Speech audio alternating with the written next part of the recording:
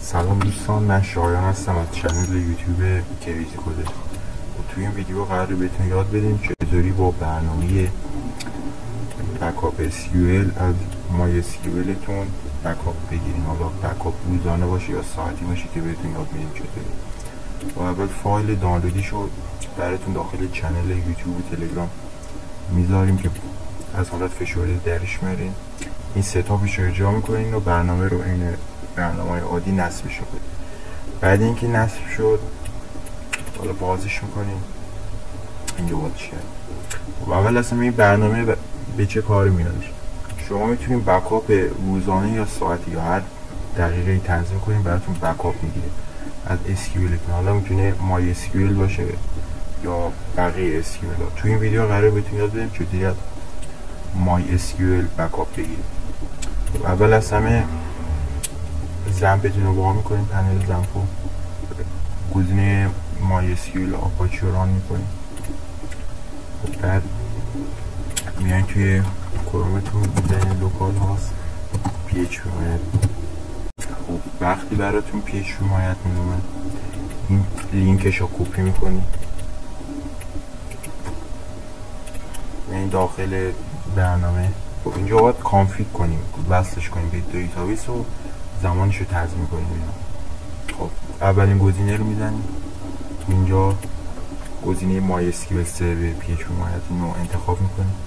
خب اینجا باید لینک لوکالاس PHP رو مینویش بدیم که اینجا همین HTTP رو میزنیم، اینا رو لوکالاس PHP میزنیم. بعد اگه پورت MySQL تون فرق میکنه اینجا پورت هم وارد میکنیم. حالا ما پورت ندارم، حالت دیفالت. اینجا وارد میکنین، یوزر و پسورد هم وارد میکنیم. ما یوزر و پسورد نداریم، همین روته بدون پسورد. بعد اینجا تست کانکشن رو میزنیم با این سیمپلیاره. خب این برنامه به دردی میخوره مثلا داخل گیم سروراتون یا وبسایتتون. اینا مثلا این برنامه رو بندازین داخل سرور مجازی ویندوز و ازش استفاده کنید، بکاپ بگیرید به صورت خودکار.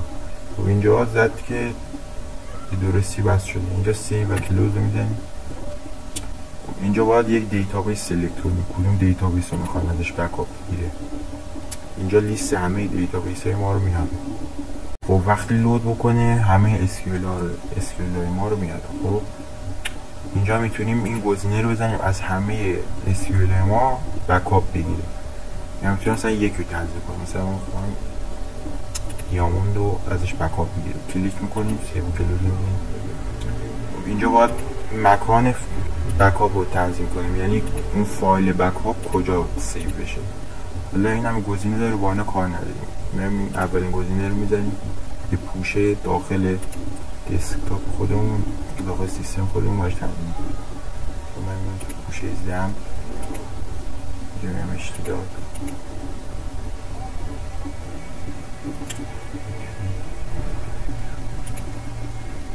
میگم اینجا فایل رو تنظیم میکنم، سیو و کلوز میدم.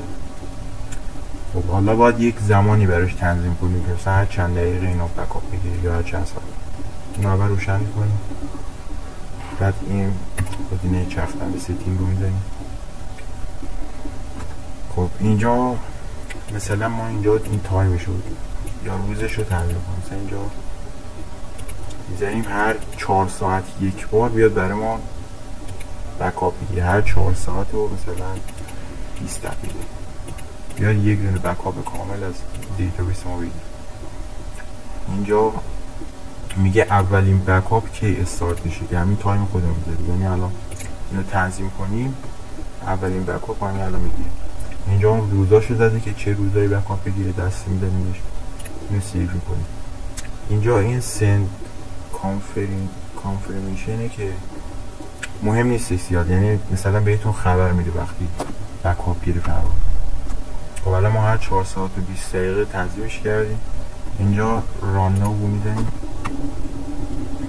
خب الان استارت میشه، میبینیم که درستی الان داره بکاپ رو میگیره.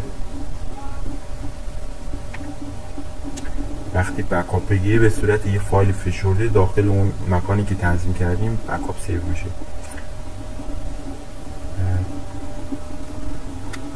اولین بکاپ رو الان گرفتش که اینجا میبینید داره سیو میکنه دیگه. خودکار هر 4 ساعت و 20 دقیقه خودش تنظیم شده دیگه میگیره بکاپ و اینجا میتونید کنسل کنید.